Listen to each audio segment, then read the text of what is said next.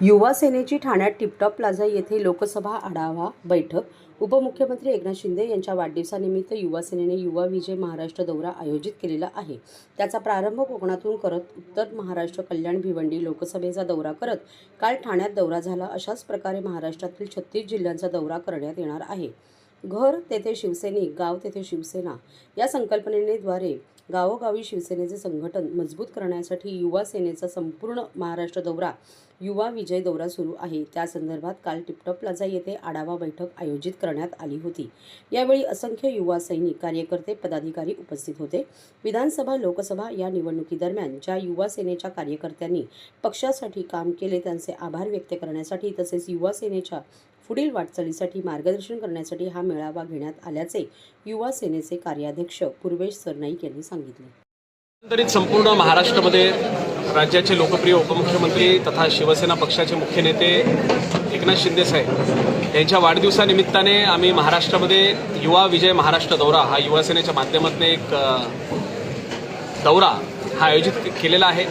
याची सुरुवात आम्ही कोकणपासून केली होती. त्यानंतर आम्ही उत्तर महाराष्ट्राला गेलो. भिवंडी असेल, कल्याण लोकसभा असेल, आज ठाणे लोकसभा, उद्या पालघर लोकसभा, अशा पद्धतीनं संपूर्ण महाराष्ट्राचे जे 36 जिल्हे आहेत या संपूर्ण 36 जिल्ह्यांमध्ये ही बैठक युवा सेनेच्या माध्यमातून घेण्यात येत आहे.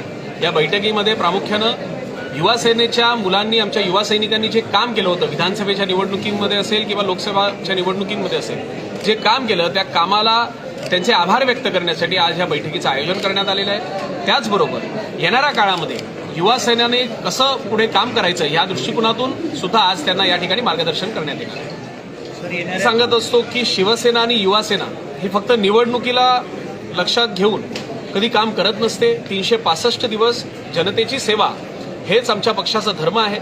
आणि येणाऱ्या काळामध्ये आपल्याला जसं सांगितलं की निवडणुका असो किंवा नसो, युवा सेना ही आता मैदानात उतरलेली आहे. आणि नक्कीच या महाराष्ट्रामध्ये ज्या पद्धतीने एकनाथ शिंदे साहेबांचा एक क्रेज निर्माण झालेला आहे, त्याच क्रेजच्या माध्यमातून अनेक युवक हे आमच्यासोबत काम करण्याला इच्छुक आहेत. आणि निश्चितपणे येणाऱ्या काळामध्ये याच युवा सेनेमध्ये अनेक इतर युवा सैनिक, युवक सुद्धा तुम्हाला आमच्यासोबत दिसतील. आतापर्यंत 3196 किलोमीटरचा हा प्रवास हा बाय रोड करण्यात आलेला आहे. आणि एकूण जर आपण पाहिलं तर 13,000 किलोमीटरचा हा प्रवास एकूण आमचा असणार आहे. पण मी आपल्याला सांगतो की हा प्रवास करत असताना कुठेही थकवा जाणवत नाही, कारण युवकांचा जो प्रतिसाद आम्हा सगळ्यांना मिळत आहे. म्हणजे प्रामुख्यानं मी एकटाच करत नाहीये, तर माझ्यासोबत युवा सेनेचे मुख्य सचिव राहुल लोंढेजी असतील, युवा सेनेचे सचिव किरण साळी असतील, त्याचबरोबर आमची संपूर्ण युवा सेनेची जी कोर कमिटी आहे ही अतिशय चांगलं काम करत असल्या कारणानं आम्हाला एक वेगळा प्रतिसाद मिळतोय. मी आपल्याला सांगतो की आज जरी पूर्वेश सरनाईक या ठिकाणी ठाण्यात असेल तरी महाराष्ट्राच्या प्रत्येक जिल्ह्यामध्ये युवा सेनेची अशा वेगवेगळ्या टीम्स हे सुद्धा त्या ठिकाणी अशाच पद्धतीच्या बैठकी आजच्या तारखेला घेत आहे. आणि 22 एप्रिलला ह्या आमचा जो दौरा आहे हे संपन्न होणार. बघा, हा मी आपल्याला सांगतो, विधानसभेच्या निवडणुकीच्या अगोदर सुद्धा मला हाच प्रश्न विचारण्यात आला होता की येणाऱ्या विधानसभेच्या निवडणुकीमध्ये युवा सैनिक दिसतील का. आणि त्यावेळेस मी म्हणालो होतो की नक्कीच येणाऱ्या काळामध्ये युवा सैनिक दिसतील. परंतु आता मी त्याचं उत्तर देणार नाही, कारण असं बोलल्यानंतर आमच्या युवा सैनिकांना संधी मिळत नाही.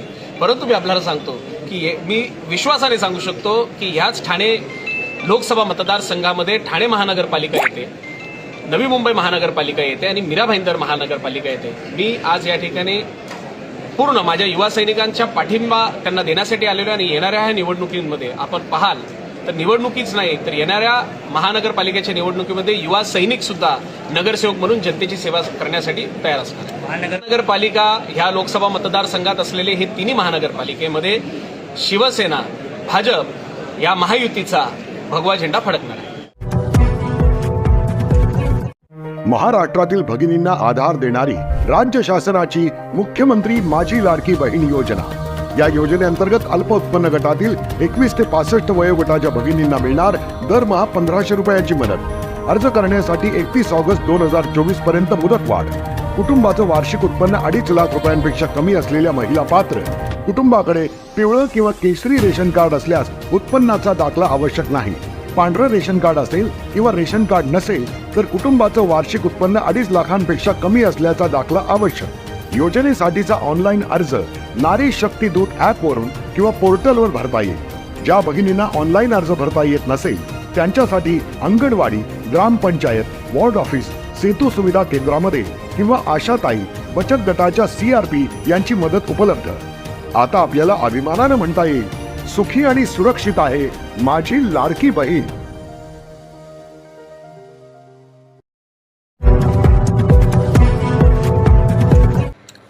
ध्वनी प्रदूषण तसेच अनधिकृत मंडपाबाबत तक्रारींसाठी महानगरपालिकेची हेल्पलाईन. नागरिकांना संपर्क साधण्याचे आवाहन. माननीय उच्च न्यायालयाच्या आदेशानुसार ठाणे महापालिका क्षेत्रातील ध्वनी प्रदूषण तसेच अनधिकृत किंवा अनियमित मंडप रचना यांच्याबाबत नागरिकांना तक्रार नोंदवता यावी यासाठी तक्रार निवारण प्रणाली तयार करण्यात आली आहे.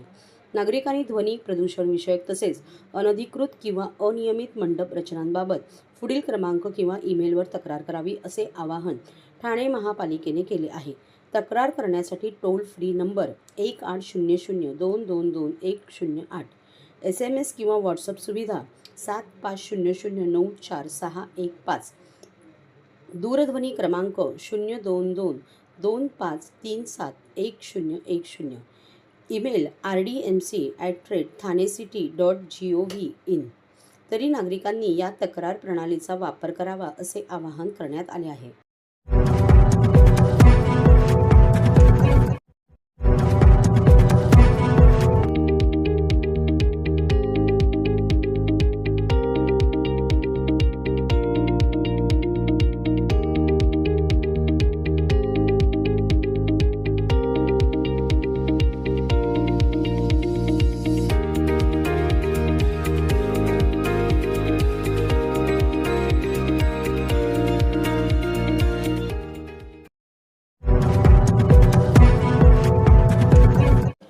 ठाण्यात उभे राहणार कन्व्हेन्शन सेंटर.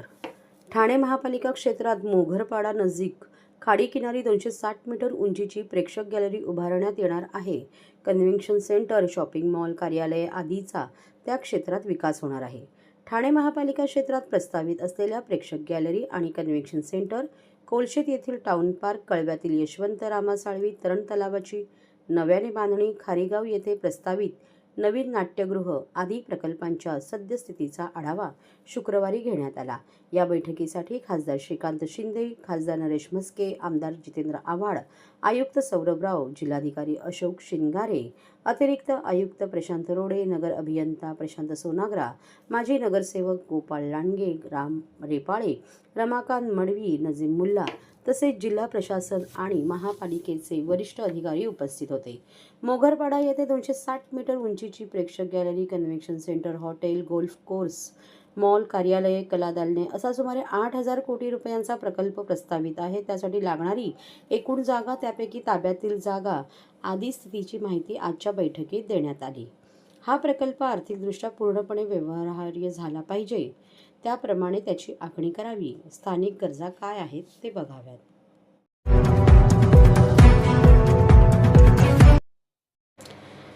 सर्वात मोठा शहरी बोगदा खणण्यासाठी TBM पास.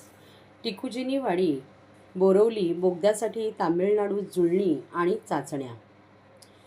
मुंबई महानगर प्रदेश विकास प्राधिकरणाच्या ठाणे आणि बोरवली बोगदा टनेल प्रकल्पासाठी वापरल्या जाणाऱ्या पहिल्या टनेल बोरिंग मशीनने TBM स्वीकृती चाचणी उत्तीर्ण केली आहे. मुंबईतील पायाभूत सुविधांच्या कामांमध्ये वापरला जाणारा हा आतापर्यंतचा सर्वात मोठा TBM आहे. मुंबई महानगर प्रदेश विकास प्राधिकरण MMRDA अंतर्गत महत्त्वाकांक्षी प्रकल्प राबवण्यासाठी Megha engineer and infrastructures limited MEIL द्वारे वापरल्या जाणाऱ्या 4 सिग्नल शील्ड हाई रॉक TBM पैकी हे पहिले TBM आहे. MEIL ने टनेल बोरिंग मशीन बनवणारी जर्मन कंपनी हेरेन कनेट AG कडून या TBM साठी ऑर्डर दिली आहे. 1400A हे तामिळनाडूच्या अलिंजिवकम येथील कारखान्यात जोडण्यात असेंब्लिंग करण्यात आले आहे. तेथेच कारखाना स्वीकृती चाचण्यांमध्ये ते उत्तीर्ण झाले होते आणि तेच मशीन उघडून मुंबईत आणले जाणार आहे. 11.84 किमी लांबीच्या ठाणे बोरिवली ट्विन टनेल प्रकल्पाच्या बांधकामासाठी तैनात करण्यात येणाऱ्या 4 मेगा TBM पैकी पहिल्या TBM ने तामिळनाडूतील अलिंजिवकम येथील हेरेनकनेटच्या उत्पादन सुविधेत फॅक्टरी स्वीकृती चाचण्या यशस्वीरित्या उत्तीर्ण केल्या आहे. बोरिवलीतील संजय गांधी राष्ट्रीय उद्यानाच्या असलेल्या जुळ्या 10.8 किमी लांबीच्या रस्त्याच्या बोगद्याचे खोदकाम करणार आहे. हे काम खूपच क्लिष्ट आहे. बोरिवलीतील एकता नगरला आणि ठाण्यातील मानपाडा येथील टिकुजिनी वाडीशी जोडण्यात येणार आहे. पंतप्रधान नरेंद्र मोदी यांनी जुलैमध्ये मुंबई भेटीच्या दरम्यान ठाणे बोरिवली जुळ्या बोगद्यांची पायाभरणी केली होती. या बोगद्यांमध्ये प्रत्येकी 3 लेन असणार आहेत. त्याची खोली पृष्ठभागाखाली जास्तीत जास्त 23 मीटर असणार आहे. दर 300 मीटरवर क्रॉस पॅसेज बांधले जाणार असल्यामुळे निर्वासन आणि देखभालीचे काम सुव्यवस्थित होणार आहे.